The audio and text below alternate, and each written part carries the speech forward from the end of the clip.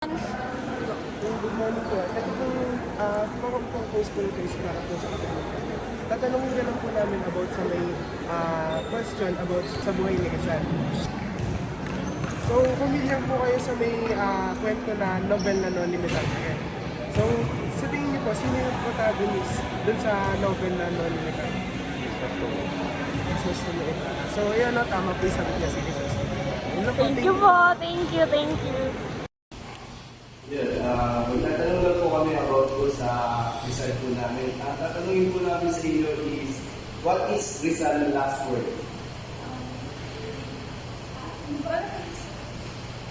I think consumatum. Sa English po, ano po yung Pinag-aralan ko na I think, is it finished? yun, maraming salamat po. So, bali ang question po natin is, ano po yung last word niyo sa Rizal? Yung sa tingin niyo po, ano yung meaning ng consumatum is? Say in English. It is finished. It is finished. Tama naman po yung answer. What branch of medicine was mastered by Jose Rizal? Nag-aral si Rizal ng ophthalmologist para sa nanay niyang may sakit. Ang branch of medicine na na-master ni Rizal ay ophthalmologist. Pinili niya ito dahil gusto niyang maipagamot ang kanyang ina na mayroong sakit na cataracts. Ang sagot ng aming participant ay tama naman. Di ba si Rizal ay advocate ng edukasyon at pagsustento sa sarili. Paano may palalaganap bilang estudyante ng PUDTEC ang kanyang prinsipyo sa pagbuot ng makabagong proseso ng pagkatuto at pagpapatagal ng mga preserve ng shelf life ng pagkain. Magbigay ng solution sa Bilang ganun. estudyante, kung paano ko gagamitin advocate ni Rizal, gagamitin ko yung edukasyon para makapag-prolong pa ng shelf life ng pagkain, kung paano mag-innovate, tsaka kung paano pa mas magiging masustansya yung pagkain. Sige po, thank you po. Okay lang po matanong kayo about sa buhay niya. Sa buhay po ni Rizal. So, ano po? Buhay si Rizal doon sa estrangera po or yung tinatawag po niya ng may target? I guess na uwi.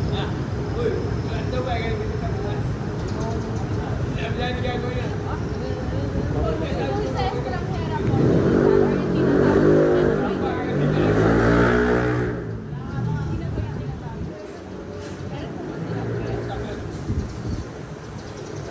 Ay, tulala ko. So, tinatawag po ni Rizal na doon sa estrangera po si Joseph Franco. Yun po. Who is Jose Rizal's dulce extranjera? It means sweet foreigner in Spanish.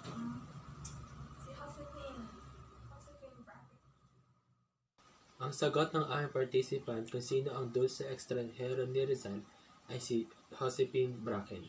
Siya ay tama. Si Josepine Bracken ay ang huling karelasyon ni Rizal. He immortalized her toward the end of his ultimo adios with the words, "Adios dulce extranjera, mi amiga, mi alegria," which means, "Farewell, sweet foreigner, my darling, my delight." Hello po, tatanungin lang po namin kayo kung about po sa Rizal po namin. Ito po yung tanong po namin. Where and when was Rizal executed? Sa bagong bayan ni Manila na parang December 28, 1896. Rizal writings often emphasize the importance of preserving cultural heritage. How can food technology students balance modernizing and innovating food production with preserving cultural heritage and traditional foodways? As a food technology student, siguro kaya nating i-balance yung pag-modernize and preserve ng yung cultural and traditional foodways natin by adapting din sa mga advanced technology para mag-produce naman ng mga traditional foods natin. So yun nga, by adapting ng mga advanced technology or equipments, mas mapapublish yung production and magiging efficient yung production. So, ayun lang. Thank you po. So magandang hapon po, ay magandang gabi po. Kami po yung nagsasatanong lang po kami patungkol sa aming subject na sa Life and Works of Rizal po. So, unang katanungan po is, what language are the word Noli Me Tangere as a title?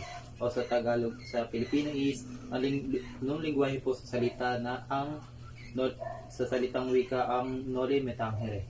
I think English and Latin. Kung hindi ko nakakalimutan, Latin. Pero hindi naman kami nag-Latin. Pero English. So, kaduktong po na tanong is, what does it mean in English? Or yung ano po yung meaning nun sa English? Touch me not. Bawal salingin. Ano tama kaya yun? Ano? Touch me not.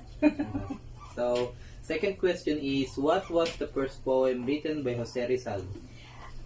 Para sa aking mga kababata, para ito sa mga kabataan na ang layunin ni Rizal ay sinasabi nga ng kabataan ay pag-asa ng bayan. Yun yung tungkol doon sa sa poem na yun para sa mga kabataan. So, sa may libro po ni Rizal na Noli Me Tangere, who is the main protagonist po ni Jose Rizal? Yan, actually, may pelikula niyan si Crisostomo Ibarra. Sikat na sikat ngayon. So, next question is, bakit kailangan natin pag-aralan ang buhay ni Rizal, works and writings? Dahil nga si Rizal, unang-una siya yung ating pambansang bayani. Pangalawa, yung kanyang mga isinulat ay nakapukaw o namulat yung mga Pilipino nung mga panahon niya. So, kailangan talaga natin pag-aralan yun. Still, na hindi dapat alisin ang mga sinusulat ng Jose Rizal. Kailangan natin talaga pag-aralan. Dahil nga, para sa mga kabataan, para sa mga Pilipino, dahil yon ang naging sandata natin para tayo ay magising sa katotohanan sa pananakop ng mga dayuhan. Next question is, aside from Noli Me Tangere and El Filibusterismo, Rizal wrote another novel. Ano po ang tinatawag nila pangatlong novel ni Rizal? Ano na nga yun? May misa? Misa. Ay, kalimutan ko na. Pasensya na. Sige po, salamat po. Thank you po. So, hello po. Ang itatanong ko lang po sa inyo, sir, is kung alam niyo po ba kung sino yung kaibigan ni Rizal or yung tinatawag po niya na basta. Kahit wala lang po.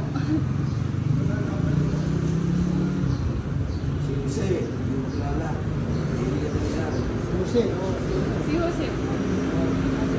Bali, sir, ang tinuturing ko na kaibigan ni Rizal is si Ferdinand Dupetit. Thank you po. So, dahil yun po yung isa pong kaibigan ni Rizal na nag-introduce po ng mga works niya sa mga taga-European. Thank you po. Paano na-influensyan yung paglibot ni Rizal sa mga ibang bansa tulad sa bansang Europa? Yung paano na-influensyan yung mga hilig niya sa pagkain, tapos ano yung natulong sa food sustainability sa Pilipinas? Pause mo lang, wait lang. Hindi. Wait, okay lang yan, cut mo na lang. Na-influensyan? Sa paglibot-libot ni Rizal sa iba't ibang bansa, marami siyang mga nadidiscover na spices, ganyan, tapos in-apply niya yun sa farming practices. Okay. Parang nakikita niyo sa bansa natin na magiging isang self-sufficient country pagdating sa pagkain. As a food tech student, paano mo ma-achieve yung vision ni Rizal na yun? So, tayo mga food tech student, may mahalagang role tayo in shaping the future of food security. So, sa pamamagitan ng pag-focus natin sa sustainability, innovation, and sa pag-produce and develop ng local product. And also sa pag-support natin sa mga local farmers, which pwedeng mag-result yun sa more resilient and more self-sufficient food system. And yung mga strategies and techniques naman na pwede natin gawin is yung paggamit natin ng advanced technologies, which pwede siyang gamitin sa pag-produce and develop ng mga local products, and also sa pag-promote ng sustainability practices, and yung pag-educate natin sa ibang tao na pahalagahan and tangkilikin natin yung local products natin. Thank you po. Sa nobela ni Rizal na Noli Me Tangere, na in-emphasize doon yung social and economic issues na na-encounter ng mga Filipino farmers. Ito ngayon yung tanong ko. What insights can food technology students gain from this novel about the importance of agriculture and food security?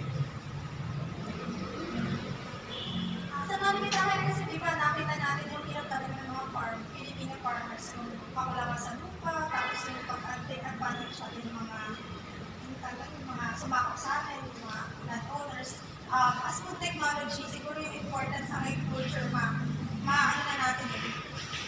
Parang parang i-support natin yung local, huwag na tayo mag-import ng mga products para ma-support natin yung mga tinatanim nila. And also, para ma-ensure natin yung food security, as food technology, tinatry namin mag-innovate or mag-preserve ng mga tinatanim nila or yung mga garden, yung mga crops nila para mas ma-extend yung shelf life and para hindi masira or itapon na lang nila para mabawasan yung food waste.